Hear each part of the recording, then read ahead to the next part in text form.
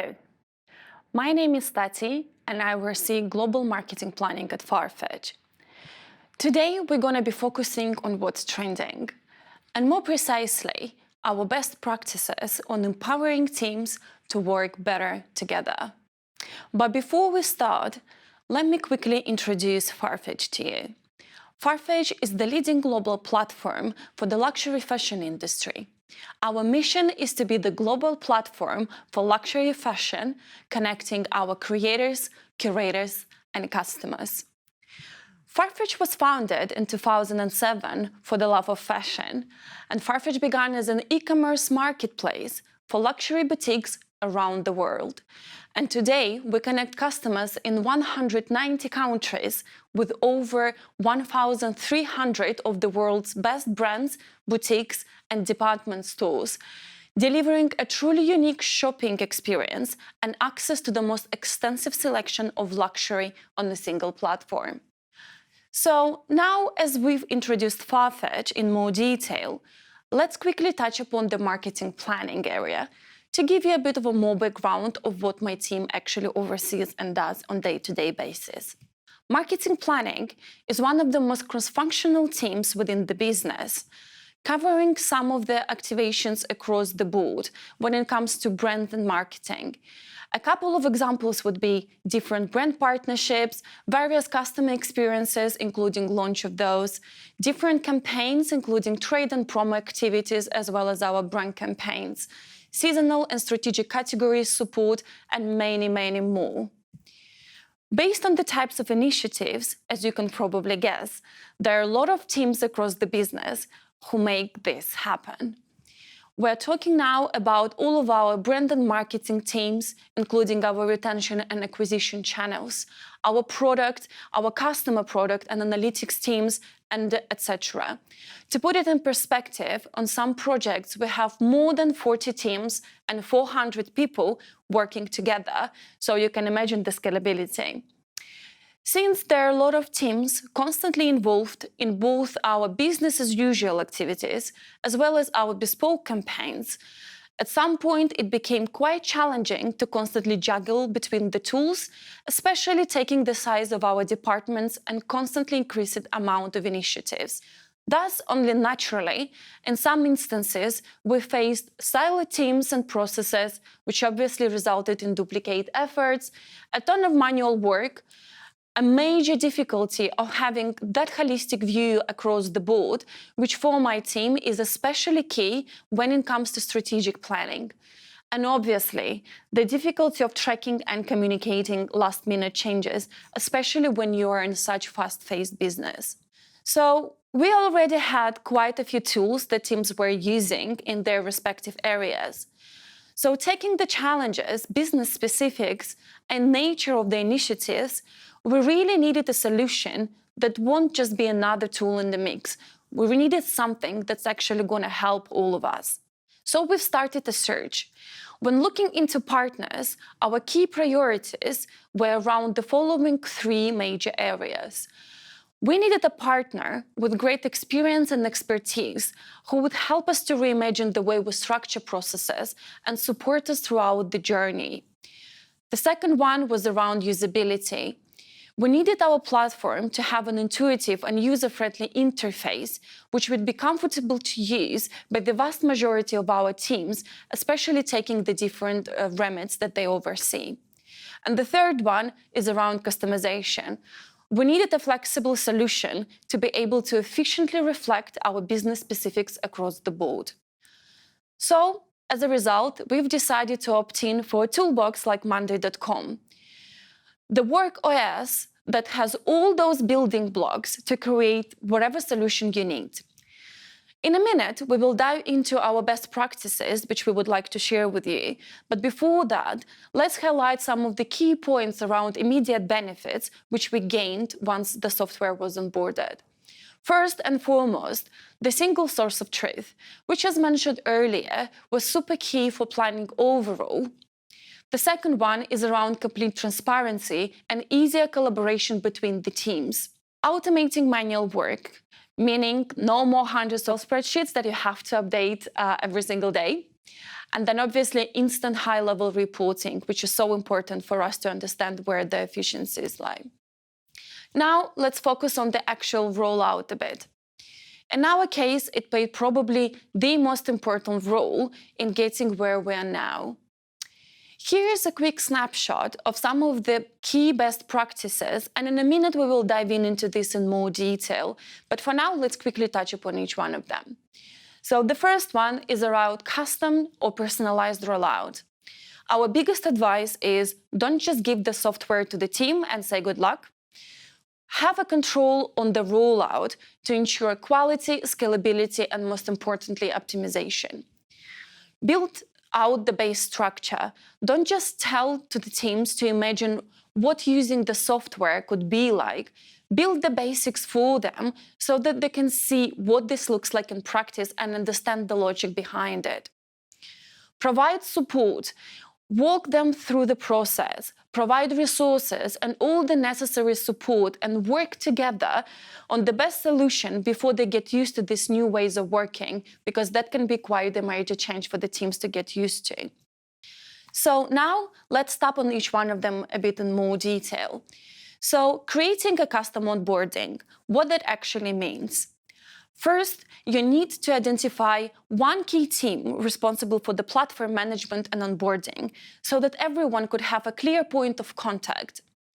Secondly, start with the most complex and interdependent workflow, which involves the majority of the teams, and start breaking down the process for that flow in really great detail. Build the basics first and continue building on top afterwards. And generally, don't be afraid to challenge the status quo.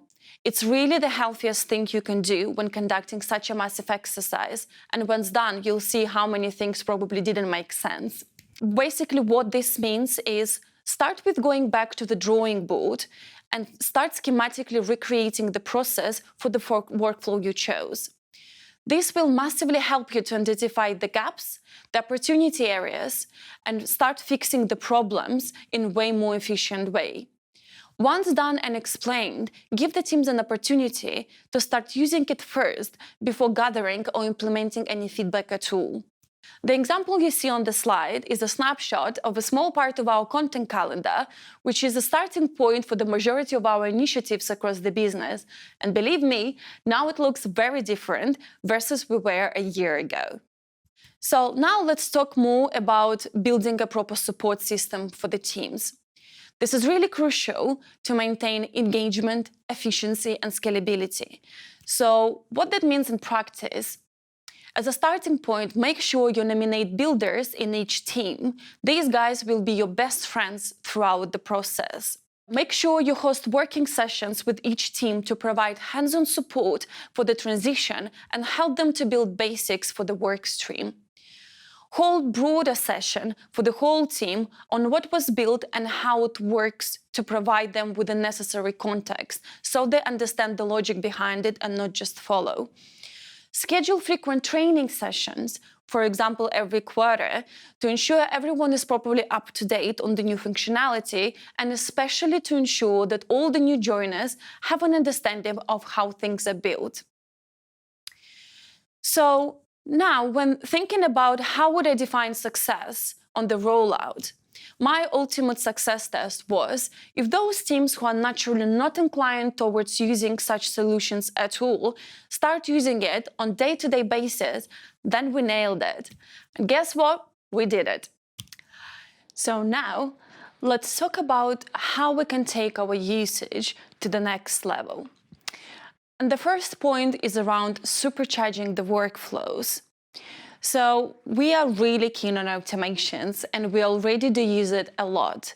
I think at some point we had around 300 automations running daily on our account.